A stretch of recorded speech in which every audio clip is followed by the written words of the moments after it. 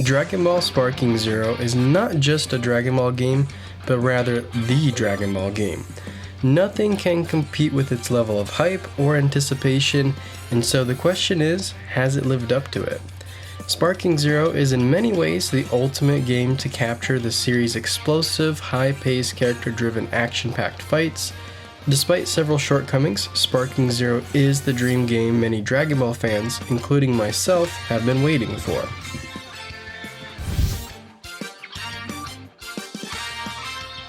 Sparking Zero is easily one of the best looking Dragon Ball games ever, and perhaps the best of its genre. Every character model is immaculate in its attention to detail at just about every angle, which is super impressive for a cel-shaded 3D arena fighter. You would think that with over 180 characters, at least some of them might miss the quality mark, but no, even the most insignificant characters like Spopovich and Anilaza look pristine. As cheesy as it sounds, the best way to describe it is it feels like you're watching the anime, at least in certain moments. Interestingly, the environments go for more of a semi-realistic visual. I do think the differences in styles was a great choice in contrasting the action from the background, especially at crazy high speed where you need to pick up details quickly. Everyone looks and feels just right with the smallest of details in how they move, punch, and fly. Of course, many of the supers just steal the show with how over the top they can be. The visual particle effects are also over the top. I've never been so mesmerized by just the aura of characters in a video game before. Many of these auras look better than even the shows. As somewhat of a hater, I am becoming a little bit of a fan of Super Saiyan God just because of how good he looks. And don't even get me started on Blue Kaioken. Probably my only real visual complaint is I struggled at times for visibility, especially in moments where I'd be charging up and couldn't tell where my opponent was just to get a super blasted right in my face. This seems to be just a matter of moving the camera a bit more to the left and the right, but it did come up enough I wanted to mention it. Getting blasted through a mountainside also messed up my visibility, and so I really think they need to fix that bug ASAP. Maybe that's just a skill issue, but being serious, this is one of the most satisfying features of the game. The destructibility is so over the top it really adds to that immersion. My personal favorite stage would have to be the city because of that detailed destructibility, but even blasting an enemy across the time chamber is a good time too. These stages are used perfectly to capture the intense and epic mayhem of a DBZ fight. They even brought back stage transitions, or at least for Namek. A vital yet understated aspect of any great fighting game is the music. It's important to have the right soundtrack to go to war to, and Sparking Zero has a great selection. Not every track is high energy and epic, but there is a good variety that will fit almost any mood that you can think of, which is especially great when making up your own scenarios in custom battle. So Sparking Zero looks and sounds great, but how does it play? Fortunately, it is more than just a looker, with it playing as good as you remember BT3 while actually probably being a little better. Dragon Ball Sparking Zero is a fighting game, and a good one at that. Unlike your traditional games within the genre, there's a much lower focus on balance, with characters falling into somewhat of a lore accurate hierarchy. Mastered Ultra Instinct Goku is better than Goku early, but some skill can easily close the gap, unless you're up against Goku mid, of course. As a concept, I love this approach both as a fan of the source material, but also from a fun point of view. If you want to play on an even playing field, it's not hard to narrow down your options. While if there's a wide skill margin, Super Saiyan 4 Gogeta is a pretty good handicap. Assigning a DP value is another great re-inclusion that encourages players to get creative and try a wide selection of the roster. Also making it easy to want to try out the massive buffet of characters is they all pretty much have the same core mechanics. The variety comes in many of the minute details like movement and attack animations. It's easy enough, you can just about pick up and play any character, but if you really want to get good, you'll want to get familiar with that particular fighter. Like any game connected to the internet with a competitive element, there will always be those who water down the fun to be had into a spreadsheet of binary numbers. But if you go in looking for fun, there is a lot to find. Sparking Zero's core gameplay is like a deadly iceberg floating in the Atlantic. The top sticking out is only a small portion of what's really there, and before you know it, you're sinking into the frigid depths that is the online multiplayer. On the surface, you move, block, power up while throwing key and melee attacks. Seems pretty simple, especially with punch and kicks being mapped to the same button. But you look a little deeper and you'll find grabs, counters, counters to counters, various nuances to evasion, how you approach speed and height, and even combos and combo breakers. I'm not good at the game, but I have put a decent amount of hours in at this point and still find it useful to jump into the training mode to remind myself of techniques that I'm not implementing or just drilling scenarios. Compared to the controls that I was used to, Sparking Zero's modern setup was actually fairly difficult for me to get down, especially since it's similar enough to the old games that my muscle memory wanted to jump in while being just different enough to get me in quite a bit of trouble. I don't see veterans of the series struggling a whole lot to get the classic controls down, but I do think either setup may be challenging for new players. Once I was able to get the combat and movement basics down, I felt a more rewarding sense of engagement, kind of reminding me of learning how to drive a stick shift. Flying across the stage at the blink of an eye may also contribute to that feeling. Compared to other games, and especially arena fighters, there's a huge emphasis on movement of every direction. The focus becomes less about high, mid, and low, but rather front, back, side, top, bottom, backwards, and reverse.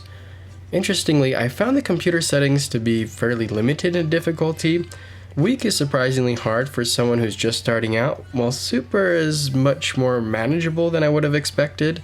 Once you get down the basics, all the difficulties feel pretty similar, with the exception of episode battles that can get pretty challenging at time to time, especially if you're chasing those what-ifs. Beyond just the explosive optics, there is also an always present war of attrition.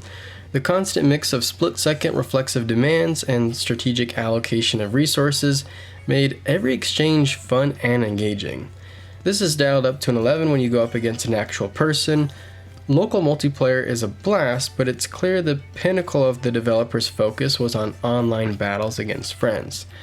I've stated in previous videos I didn't think the possibility of a lack of local play was that big of a deal, but after seeing firsthand how casually enticing this game is for onlookers, I retract that sentiment. Disconnecting myself from the reasoning of the developers, as a consumer, there does need to be more stages for split screen, but I'm happy it's here versus not. Online against strangers was clearly a focus, but not as high of a priority as against friends. On Xbox, wait times are unacceptably long for a brand new game with a massive player base. Even though Xbox is by far the smallest portion of the audience, there is no valid excuse here. The handful of times I did get into a match, I did typically get my teeth kicked in, even in the most casual rankings and match types, but I did pull off one win with Hercule. Online rank play wasn't high on my list of priorities for this title, but the extreme wait times just overall made it feel uninviting. Like previous entries in the series, Sparking Zero has a lot of other modes and content to engage with besides jumping online. The most exciting yet somewhat disappointing mode is Episode Battle. This is this game's version of a story mode that goes over a large portion of the franchise's history from different characters' point of views from Z to Super. The most interesting aspect of this mode is its implementation of what-ifs. Going through the story, you're presented with several overt and more subtle choices that lead to different outcomes beyond just the canon story. Some of these what-if paths are one and done, while others branch off to entirely different subplots that either make their way back to the main timeline or will even wrap up with their own resolution. I really enjoyed the variety and unpredictability of this approach. I believe these cool concepts could have been done even more justice with a better presentation, or at least a more consistent one. It's jarring to go from a nice real-time cutscene to an overly compressed video with voiceover to then a static image with text. This mixed method leaves a lot to be desired, as does the selection of characters in my opinion. Goku, Vegeta, Gohan, Piccolo, Future Trunks, Frieza, Goku Black, and Jiren are the 8 playable characters for Episode Battle. I like the unique perspectives of this approach, but wasn't a fan of everyone who was chosen. Goku Black and Jiren were rather boring picks when it comes to their stories, locations, and what-if potential. The other 6 inclusions make perfect sense to me, even if I feel there's a severe lack of story coverage for some of them. Mild spoilers, but to me it's a bit disappointing to finish Vegeta's story at the end of Z, or to only include the super portion of Trunks's. This was especially disappointing to me since I was hoping they might include the future timelines version of the Boo saga. The exploration of the what-ifs were definitely the highlight of episode battles, while other aspects feel as if the ambition was greater than what the budget or time restraints allowed for. I feel this mode is novel, but in many ways the weak link of the game. Fans of the series will most definitely find something to be disappointed by, while newcomers won't have nearly enough context to make sense of it. As a person who's put in several hundred hours into Mario Maker, the mode I was personally the most curious about was Custom Battle. This mode allows for you to both create and play unique scenarios. This was a great idea that shines as a tool to explore your own what-ifs as well as various challenges. And from that perspective, there is a lot of neat options to play around with, from mid-battle cutscenes to CPU settings to health events to various triggers. Setting up even the most basic scenarios gets pretty complicated pretty quickly, but the UI is relatively user-friendly. One scenario I made up was GT Goku showing up to spar Super Goku just because that's probably what they would do if they ever met. The main theme of this battle was escalation, with each Goku powering up through their various transformations to an epic climax of Blue Vegito versus Super Saiyan 4 Gogeta. I had to spend a lot of time tinkering with each transformation's difficulty level while keeping a close eye on health. This simple yet lengthy battle took me over 5 hours to make, which feels a little bit excessive. Part of this was me tinkering, but a decent portion of it was just me scrolling through endless text. The good news is, there's a lot of text to choose from. The bad news is, there is a lot of text to choose from. With all the different text options and the lack of voiceovers, it almost seems like it would make more sense to enter in your own custom text with maybe some sort of filter, even if it only is limited to native speakers of that language.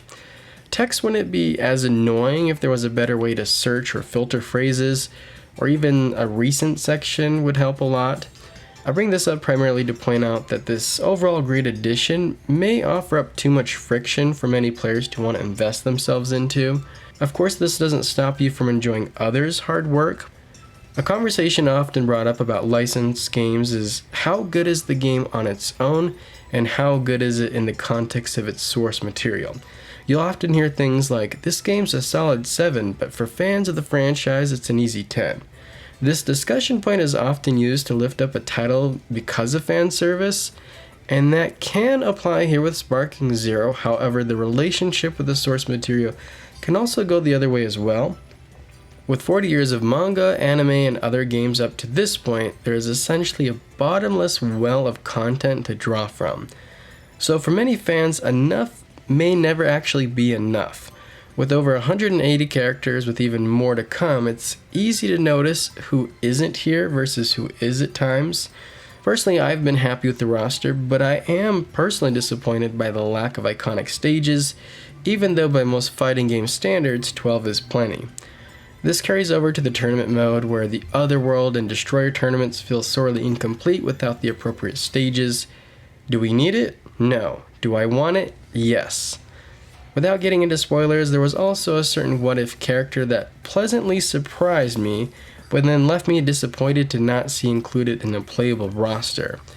As a fan, this feels more like a mean tease than a cool Easter egg. It's an unenviable position as a developer to please fans while still focusing on just making a great game. Those are some examples of the downside of tackling a beloved and deep IP, but balancing that out, we do have some of the best unique interactions of any Dragon Ball game ever. There are countless fun dialogue exchanges between characters, pre-battle, or even on the character select screen. The developers definitely gave it their all in bringing these characters and source material to life. Beyond dialogue, certain matchups of characters have special unique grab animations that are totally unnecessary but an awesome inclusion. Another heartwarming yet unrequired inclusion for fans is the return of the Encyclopedia mode, where the Dragon Ball Super iterations of Chi-Chi, Bulma, and Videl give their various opinions about each of the fighters. It's fun to hear their perspectives, especially on certain obscure characters to them, like Pam from GT, Garlic Jr., and future Gohan. From what Trunks told me, Gohan's best efforts weren't enough to stop the androids. I guess we never crossed paths in that timeline. I would have loved to fight by his side. All the pain and suffering this Gohan went through. It kills me just thinking about it. I feel Sparking Zero does an overall great job of catering to the fans without getting in the way of still being a fundamentally great fighting game. Sparking Zero prioritizes the feelings of fun and rewarding above all else. This is immediately apparent in the in-game menu itself, but also with the overall gameplay loop. You play matches in any mode, and then you get rewarded with Zenny and occasionally Dragon Balls. Zenny and Dragon Balls help unlock more stuff, and more stuff makes you want to play more. All this without needing to spend an extra real-life dollar, which is a beautiful thing. Dragon Ball Sparking Zero is an ambitious title for wanting to please both hardcores of the series as well as casual fans alike, and so it's a hard game to score. As I've touched on, its relationship to the source material is both a positive and even a negative in certain ways. Its mixed bag online connectivity is a whole discussion in its own right. Overall, I feel Dragon Ball Sparking Zero is a very fun and deep game that hits the mark for what it sets out to accomplish, with a few shortcomings. 8.5. A perfect example of a game that for me is a 9.5 on the fun factor scale. While it's under big story mode, not so streamlined custom battle mode, and poor online implementation on Xbox, leaves plenty of room for improvement, while contrasting with its absurdly fun core gameplay. If you are a Dragon Ball fan, I would consider this a must-buy. If you aren't a fan but are interested, I would check it out on a sale.